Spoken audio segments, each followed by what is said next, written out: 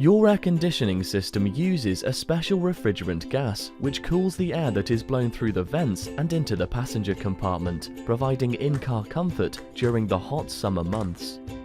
The system also removes moisture to demist your windscreen more effectively in winter. The air conditioning system can lose up to 10% of its gas each year and requires regular maintenance to work efficiently and effectively.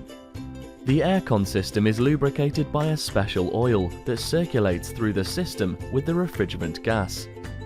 As the gas level decreases, critical components such as the compressor don't get lubricated correctly, leading to potentially expensive repairs. During our air conditioning service, we drain and recharge the system, removing any old refrigerant gas and oil from your aircon system.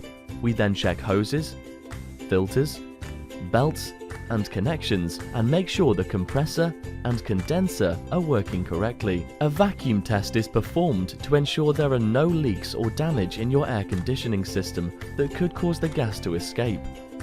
We then recharge the air conditioning system with the correct amount of new refrigerant and lubricant. The service also includes a system debug to clear bacterial buildup from within the ventilation system, which will remove any unpleasant odors.